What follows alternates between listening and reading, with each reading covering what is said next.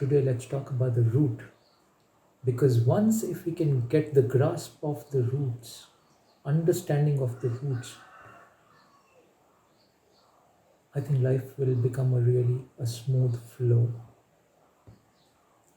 There's a beautiful master which happened in India, a great master of Vedanta, very close to my heart, called Shri Ramana Maharishi. I'm sure some of you might have heard about him or have seen his photo or probably have heard this name, Shri Ramana Maharishi, great master. Once somebody asked Ramana Maharishi, "Sir, what is the root of all the human suffering? Be it a physical level of suffering, emotional level of suffering, uh, spiritual level of suffering, any layer of suffering. What is the root? Where does this suffering come from? There must be a root for this suffering. What's that root, sir?" Ramana Rishi, in his true style, Ramana Maharishi is a man of one word. He is not a man of deep explanations or elaborate explanations. He is a man of one word. He looked into the questioner's eye, smiled, and said, "Desires." One word. He said, "Desire is the root of all of human suffering."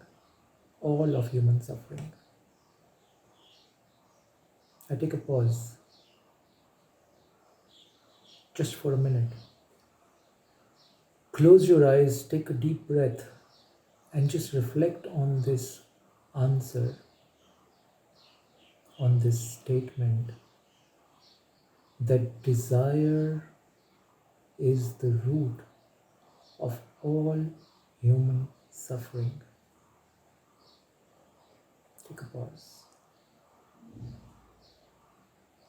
With deep breath, let this statement sink in.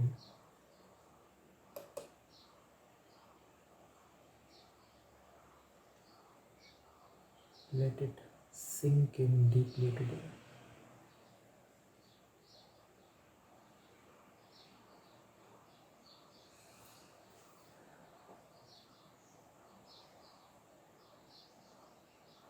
Now, is this just a philosophical answer Ramana gave that desire is the root of all the suffering?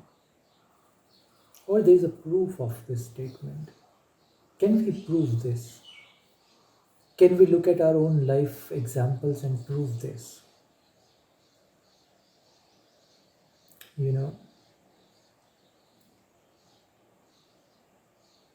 There are only two scenarios with the desire. Any desire. Now we could take any example.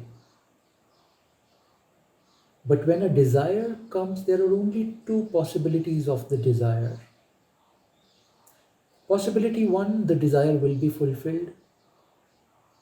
Possibility two, the desire will not be fulfilled. Right? So let's look at these possibilities. So let's say somebody, or let's say you have a desire of something,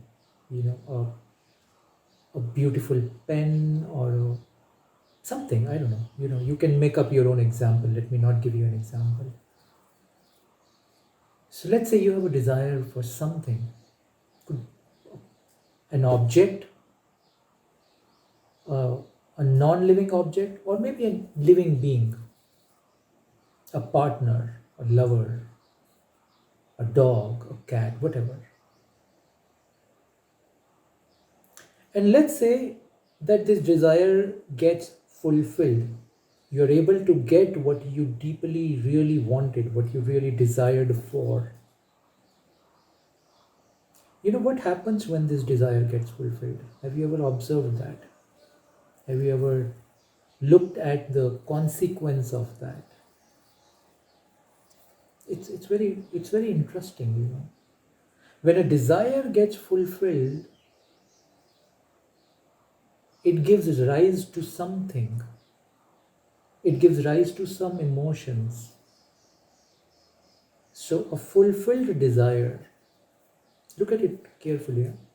A fulfilled desire gives rise to a feeling of possession, because you've got something that you deeply wanted.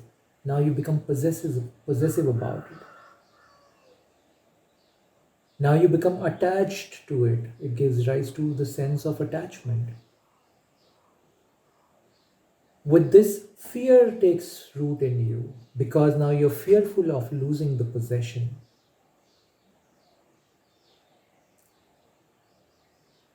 And with that, a pride comes, because you have that and others do not have it, probably. So sense of elated pride comes with that. Please look at each one of these attributes carefully. Even in spiritual practice, this happens.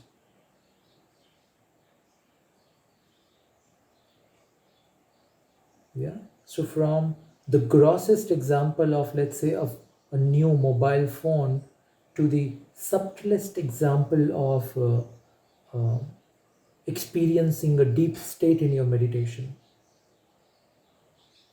the same phenomena happens. The possession, the attachment to that object or to that experience, the fear of losing that object, that person, or that experience, and the pride of having that object, that person, or that experience. And these then together gives birth to something called more craving. Now you want more of that experience. Now you want more of that person. Or now you want more of such objects, because possession of an object gave you a certain high. Have you seen shoppers? People who feel excitement in going to the market and buying objects. This craving is working there. So first they had a desire to buy something, they bought it, they felt good about it, and slowly it gave birth to craving. And in a way they become habitual. So they are habitual shoppers. They go out and buy more and more. Because one fundamental thing about life we are not understanding. It's important, huh? That which you do once, then you do the same thing twice, thrice, again and again, it becomes a habit. It becomes an obsession. The famous neuroscience experiments these days. The scientists of the brain are also talking about the same thing, that if you do something over and over and over again, it creates neuron pathways in your head, in your brain. And once the pathways are structured, you're kind of bound to go that way. You can create good pathways, good behavioral pathways, or you could make, obsessive behavioral pathways. But if desire gives birth to possession, fear, pride, attachment, and eventually craving, then you start to do the same desire-oriented thing again and again and again. And that creates an habit. And then we find it very difficult to get out of habit. Yeah. So this, we are talking about a case when the desire is fulfilled. Let's look at the other case. What if the desire is not fulfilled? You desire for certain object or person or event or experience, but it is not getting fulfilled for a variety of reasons. What happens then?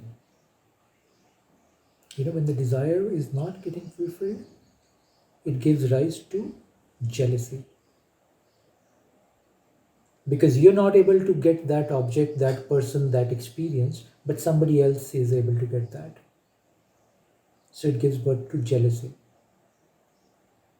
Then it gives birth to anger. You feel frustrated that why I'm not able to get this experience. or this object or this event, then it gives, if the person is of the little weaker mind, then it gives birth to dejection, loss of interest, absolute rejection in life.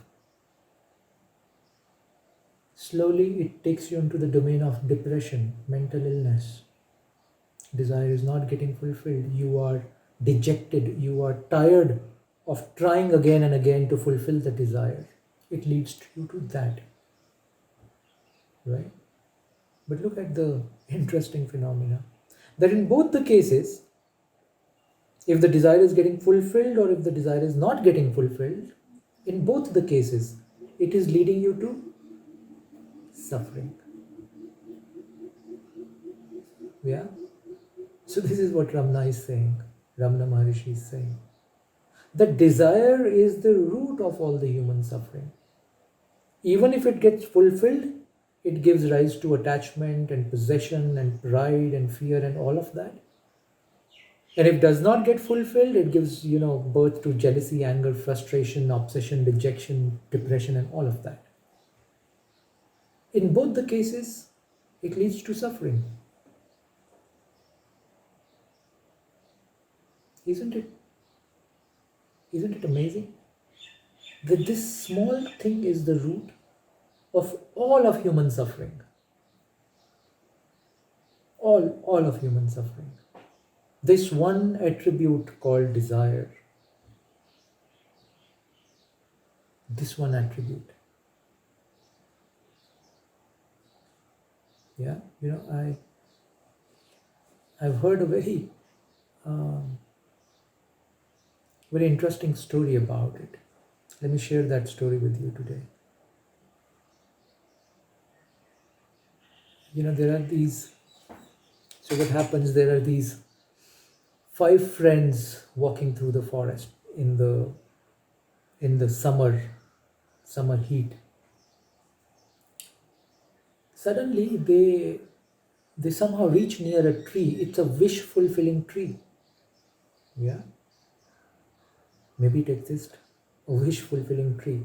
So these 5 young friends are in the forest. They find a wish fulfilling tree, or maybe the tree asks them that, look, I'm a wish fulfilling tree. You can ask for your wishes and I will fulfill that. You can ask for any desire that you have and I will fulfill that. Sure. The 5 friends are really happy.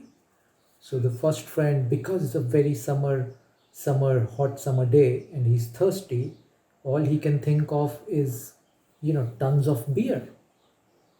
And he says, my wish is to get, gallons and gallons of beer, so that in this heat, even if we are lost for a couple of days, the supply of beer does not get exhausted, and I can drink as much as I can, or as much as I want.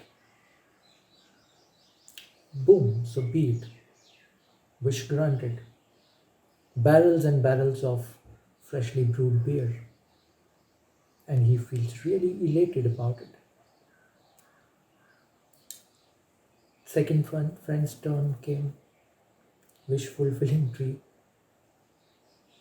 And the tree says, sir, ask for your desire. And he is a smart guy. And he says, it's really hot. I wish and I desire if I can own a whole factory of beer making, a whole brewery. Boom, so be it. He gets the whole brewery and he can have, almost endless supply of beer. Now the first friend looked at the second friend and now he feels really stupid about himself, that he could also have asked for the whole brewery, but he only asked for a few barrels. How stupid. Anyways, the third turn for the third friend came. And third friend looked at both of them and asked the tree, I want $1 billion. Boom, he gets $1 billion. Now with this $1 billion, he bought 3 breweries He bought a great big palatial house for himself, few cars, and he still had a lot of money remaining out of that $1 billion. Now, the first two felt extremely stupid about themselves, that they only asked for a barrel and a brewery, while the third one proved much sharper, much smarter. Anyways, the turn for the fourth friend came. The fourth friend said, "My wish is, I want 3 wishes." So he was very smart. So he wished that I must get 3 wishes. Boom. So be it. He got 3 wishes. So with the first wish, he said, "I want $1 billion." With the second wish, he said, "I want, all the luxury cars and the palaces and the breweries." And with the third wish, he said, "I want 3 more wishes." So he got into a perpetual loop of getting more wishes because he would do the same. With the 3 wishes, he will ask for objects for 2, and in the third, he'll ask 3 more wishes. Perpetual. His wishes will never end. So now, the first 3 felt extremely stupid. That the fourth is a genius. He's cracked it. What more beyond this? Now just look at carefully what's going on here. All the 3 who were initially happy because their desires got fulfilled are in tremendous pain and frustration and misery looking at the other one. Yeah? So even after their desires are getting fulfilled, they're still in pain and misery and frustration. Anyways, the scene moves now to the fifth friend. Now these 4 are very, very anxious that what else this fifth friend will ask for, because they thought what the fourth asked for is the epitome of supreme intelligence. What will this fifth guy ask for? So fifth guy's turn comes and he looks around, looks at the tree, looks at all his friends and sees that they are very frustrated and agitated even after their desires are fulfilled. Looks at his own life and says, "Sir, I'm really content with my life. I don't really need anything. I've got enough sunshine. I've got breath to make me alive. I've got these beautiful legs and feet to walk in this tremendously beautiful forest. And I have friends who own beauties and cars and the rest of it. So if I'm thirsty, I'll just ask for a beer from them. They are so rich, they have so many beauties. They won't deny a bottle of a beer to me. So I don't really need anything." So with deep respect and thankfulness to your offer, "Sir, I'm really content. I'm really happy in this life. I don't really need anything." I'm sure you know what all the 4 are feeling at this stage. They're feeling extremely stupid about themselves. They're now understanding the secret. They've understood the secret that no matter how your wishes get fulfilled, how your desires get fulfilled, you still do not transcend to touch the state of feeling deep contentment. Yeah. So I call desire, the Hindi word I call it called Janani, the English word for that is mother. I say desire is a mother because it keeps giving birth to new desires and new painful attributes. And these attributes put together gives rise to human suffering. So desire is a mother. Its process of production never stops. It keeps giving birth to more offsprings. And that process of giving birth to more offspring, the process never ever stops. This loop never ever stops. The only way to stop this loop is to become the fifth friend who jumped out of the loop somehow, who ejected himself from this loop somehow, who did not fall into the trap of a wish fulfilling tree. And what is this wish fulfilling tree in today's context? The economic system, the banks, the insurance companies, all the marketing ads which promise you of something, they're all wish fulfilling trees. The ads, I don't know if you have ads of hospitals in the West, but in India we also have ads of hospitals, hoardings, big hoardings, television ads, internet ads of hospitals saying that, if you're not able to walk, don't worry, just come to us. We'll replace your knees in half an hour procedure. You'll be running back to your home. You'll be running and participate, all of that. Wish fulfilling tree. The hospital also becomes a wish fulfilling trees.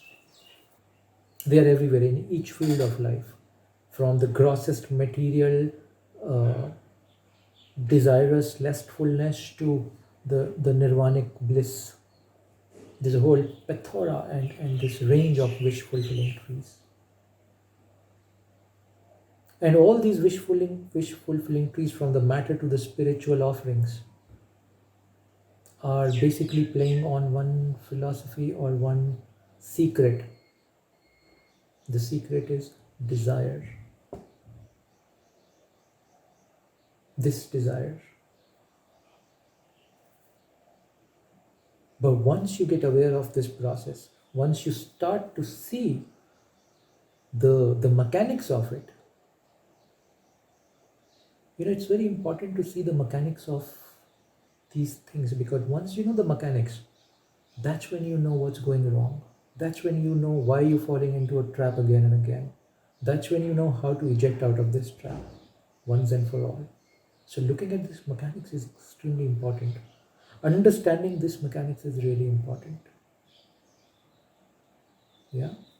Once we've understood this process, the root of human suffering, the question arises, so what do we do about it? Or how do we manage this?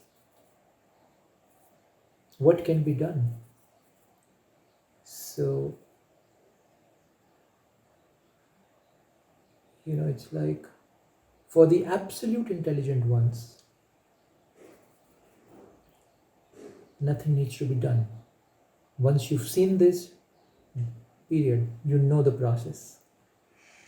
But most of us, including myself, when I started contemplating on these things in my sadhana, I was not really intelligent. Just knowing this didn't help me. And I see with many friends, because we are not still, so to say, mature in our sadhana, knowing many times doesn't help, or knowing alone does not help. Ideally, our intelligence, our wisdom should be so sharp that once we know it, period, we are freed from it. It's like saying, when I take my hand near to fire and my hand burns, I know this, that fire burns my hand. That knowing is sufficient for the rest of my life to keep me away from the fire, to keep my hand away from the fire. I will not put it again and again so that it burns. Yeah? Similarly, desire to me is a great fire which burns us in multiple ways. But we still put our hand again and again into this fire of desire, which means somehow this knowing alone is not helping us. We need to look at little more minute nut bolts of this mechanics. Yeah. I think many of you have explored the the path, the process, and the dimensions of yoga. There's been a great yogic master in the Eastern tradition called Patanjali. I hope some of you heard this name, Patanjali, the Yoga Sutras. The Yoga Sutras were written by Patanjali, and he wrote many sutras, but eight sutras became extremely popular, which we call the eight limbs of yoga. Yeah, the Ashtanga Yoga, the eight limbs of yoga came from Patanjali. It's part of his sutras. The answer to this issue he gave in the first sutra, the first limb itself.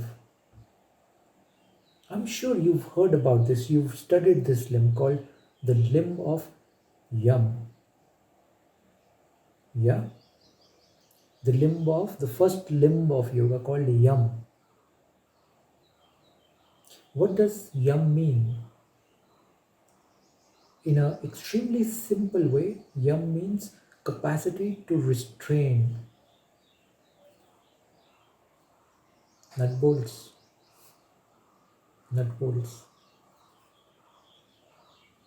Asanas is just one of the sutras of Patanjali, and if I'm not wrong, he gave over 100 sutras, I think 160, 70 sutras. I can't remember the exact number. Out of these 160, 70 sutras, 8 became very popular, which became Ashtanga Yoga. Out of the 8, Yam is just the one. And the sutras are very beautiful, sutras of everything or sutras of anything are very beautiful. Because if you can catch hold of one sutra, sutras are, I'm sure you understand sutra,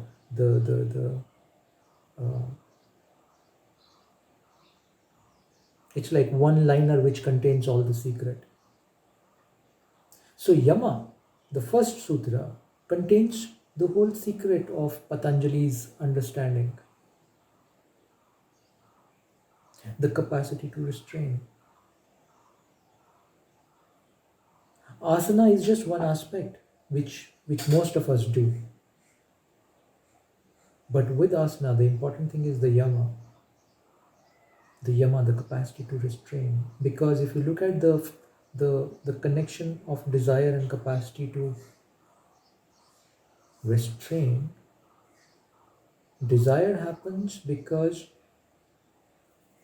all my senses and my mind is always moving outward. Through smell, through the experience of taste, through the experience of touch, through the sight, through the hearing, my attention is outward. And whenever this attention is moving outward, I get trapped into the loop of desire because the mind with the senses goes out. we've not developed the capacity to hold our senses here. Just hold it here. Hold the senses and the mind here and do not allow them to go out in the world of phenomena as part of the practice.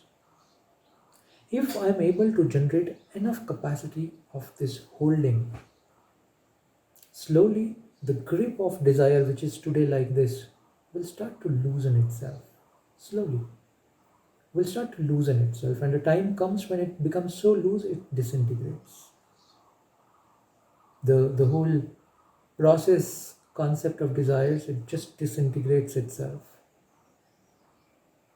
and we become free from this cause of great human suffering just by practicing one sutra of Patanjali.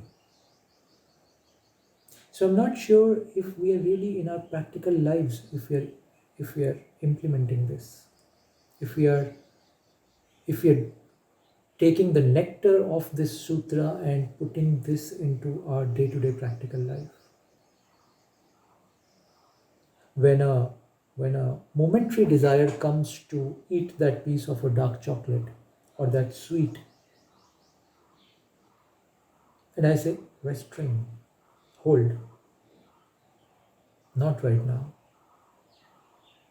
Maybe 3 hours later. Maybe I'll eat it tomorrow morning. Yeah, because I'm just not saying curb it. kill it. No, that's violence. With violence, nobody has ever achieved anything beautiful in this life.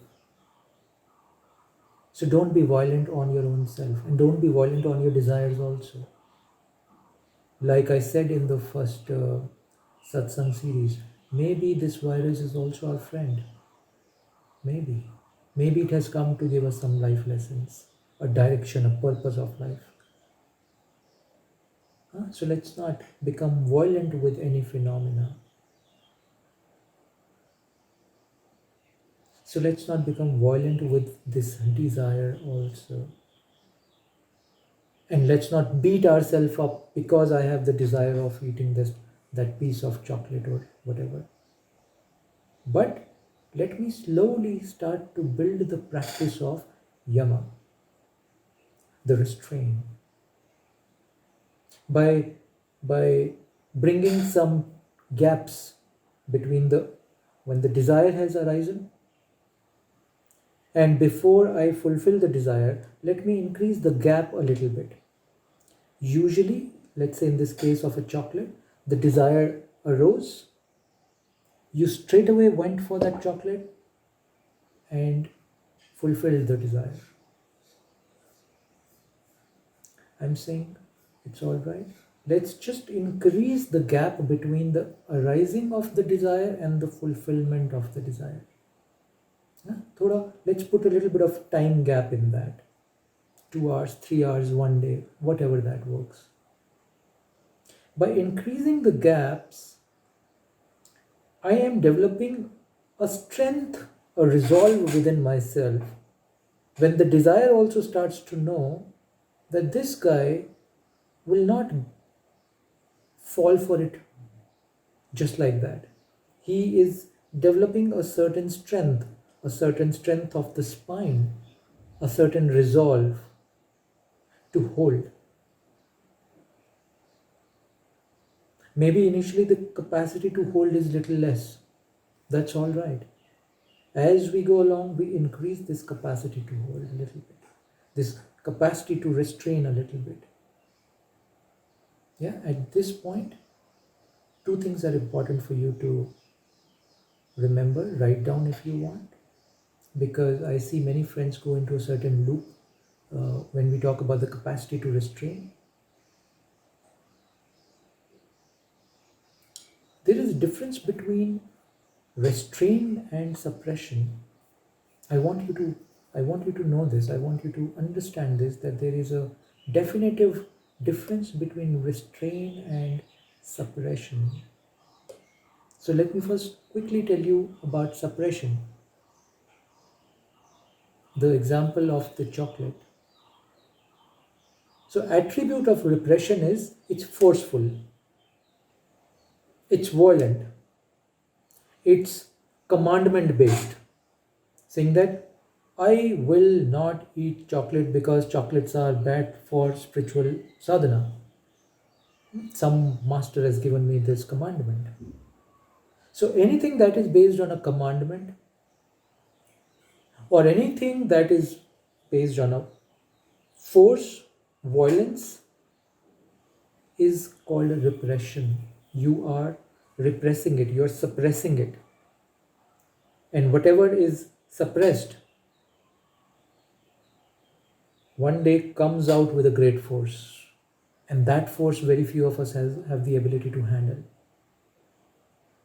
So suppression is not the way. So what is restraint then? Are we not suppressing this momentary desire to eat the chocolate? No. Restraint is which is based on deeper understanding, which is based on a certain understanding of the mechanics of desire, certain mechanics of how the brain works, how the neurons work, how the mind matter works, certain understanding that if I quickly, unmindfully fulfill this desire, it creates a certain pattern in me. And then that pattern makes me habitual, and that pattern makes me obsessive. So I'm understanding the full cosmology of of desire and its working and its implication. With that understanding, I am restraining the senses and the flow of the mind, and slowly the wisdom is getting built. Slowly the wisdom is taking birth. Look at it carefully, let me repeat. With restraint, which is based on the right understanding, my strength and capacity starts to increase. With the strength with the strength and the capacity increasing, the mind becomes more stable.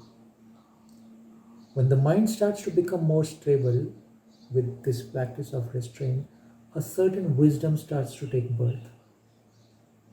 And this wisdom is the whole game. This wisdom is the whole secret. This wisdom is the divine nectar. This wisdom, which has taken birth from your being from inside. This wisdom is not that you've gained from outside. So you can right now hear me what I'm saying, this whole understanding you can take, but this is not your wisdom right now. This right now is an understanding for you. When you start to practice this understanding, this restraint, and with that the mind starts to become more stable, more centered, more balanced, that's when the wisdom will start to take birth from your own womb. And that day you'll be able to realize the difference between understanding and wisdom. That day, it's like, these are like revelations which will come to you. Out of nowhere. As if out of nowhere these revelations have come. These deep seeds have started germinating. I can't really explain in words what that experience is. Yeah, but it will start to take form from within yourself, not from the outside. Maybe it's very similar to a physical process of taking birth. When all you get from what a female gets is just a seed from a male. Let's say the seed of understanding.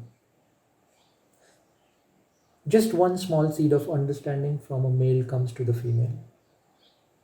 And then for 9 months, the female nurture this seed through a combination of various practices, by right living, by right food, by right nutrition, by right sleep, by right well-being, by right mental attitude. She nurtures this seed. But remember, seed has come from outside. But that's just a small action. That understanding comes from outside. But then the wisdom, which we are calling child in this case, take birth in the womb of that female, and then a beauty comes out of that womb. Yeah, maybe it's a rudimentary analogy. Maybe it's not a good analogy. I do not know. But all I'm trying to do is to somehow convey that how this wisdom takes birth from your own inner recesses of your heart.